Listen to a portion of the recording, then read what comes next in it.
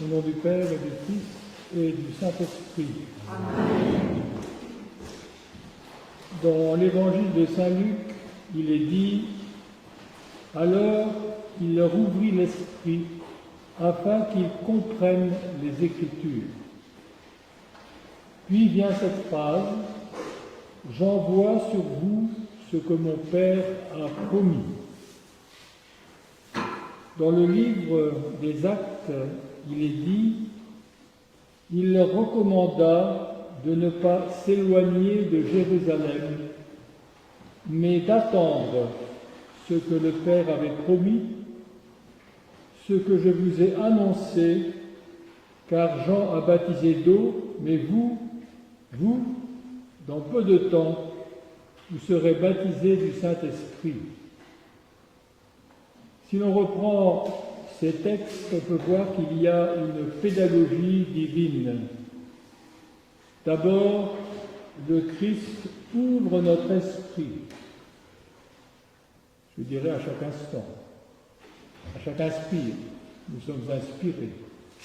Le Christ ouvre notre esprit pour que nous puissions comprendre les Écritures, car en dehors de ce souffle, on ne comprendrait rien. Ce temps d'ouverture est aussi celui de la liturgie de la parole. Puis il y a l'envoi sur nous de ce que le Père a promis. Ça, c'est le mystère même de l'acte liturgique qui culmine dans l'épiclèse. Merci. La descente du Saint-Esprit, n'est-ce pas, que nous invoquons. Ce chemin que nous propose le Christ, il est initiatif. Il y a des étapes, il y a une direction, il y a un engagement. Cet engagement est souligné dans le livre des Actes où Jésus demande à ses disciples, donc à nous, de ne pas s'éloigner de Jérusalem, Yerushalayim. Et deuxièmement, d'attendre ce que le Père a promis.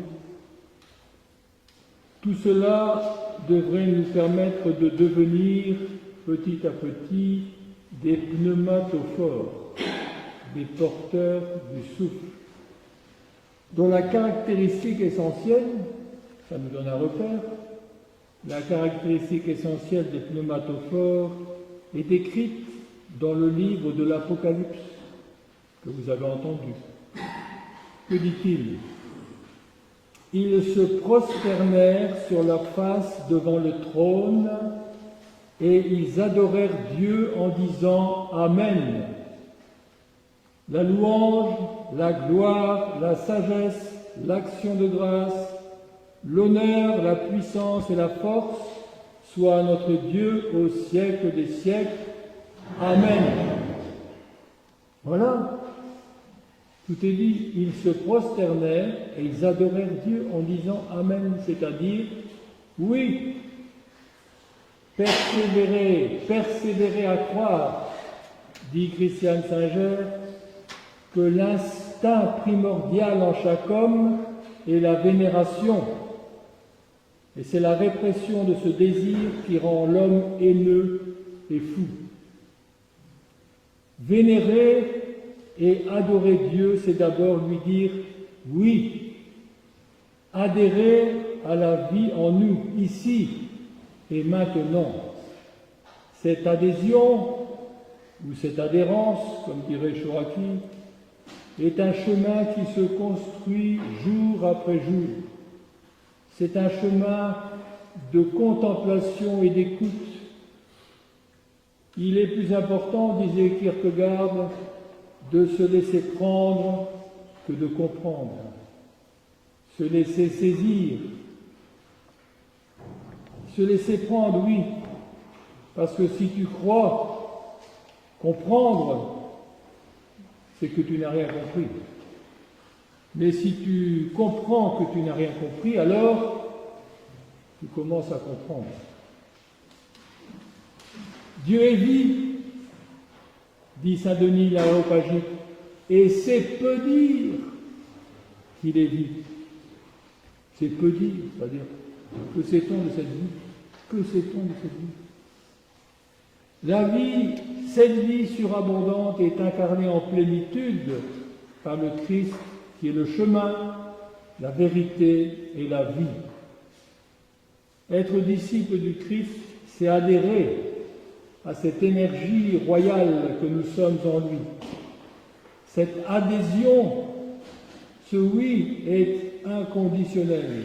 Voici, je suis avec vous tous les jours, à chaque instant, jusqu'à la fin du monde, et bien entendu, en ce jour symbolique de l'Ascension, il y a ce jour, ici et maintenant, de la grâce de l'intériorisation du Verbe en chacun de nous.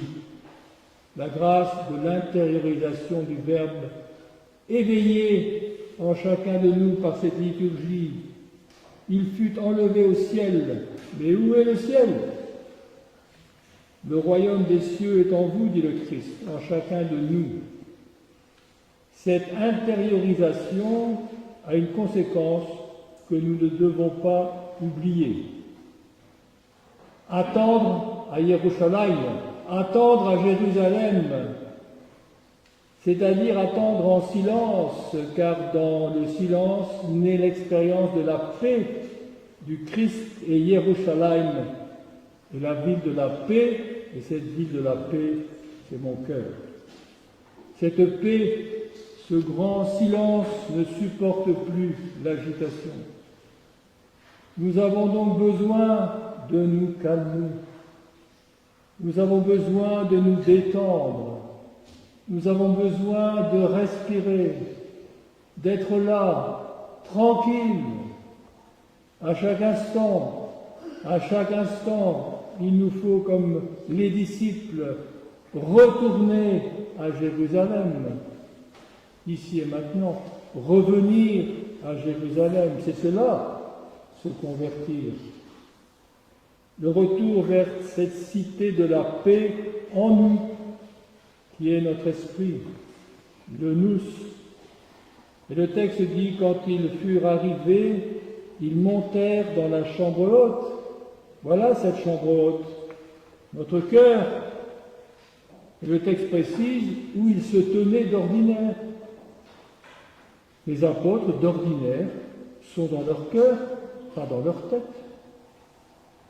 Combien de temps passons-nous dans notre tête? Ils sont dans leur cœur et Pierre nous invite à comprendre avec notre cœur. Alors, tous d'un commun accord, persévérer dans la prière. Accord cordial, accord du cœur, unité, communauté de frères qui se réunissent d'un même cœur, tous ensemble, n'est-ce pas? Cœur brûlant, non? Comme les disciples d'Emmaüs sur le chemin, leur cœur brûlé. Quelquefois ce cœur brûle, n'est-ce pas? C'est là qu'il se trouve. Joie de la fête autour du Christ qui nous accueille à chaque instant, qui nous inspire à chaque instant, pourvu que nous soyons présents à ce souffle. Le Seigneur soit la gloire, la puissance et l'honneur dans tous les siècles des siècles. Amen.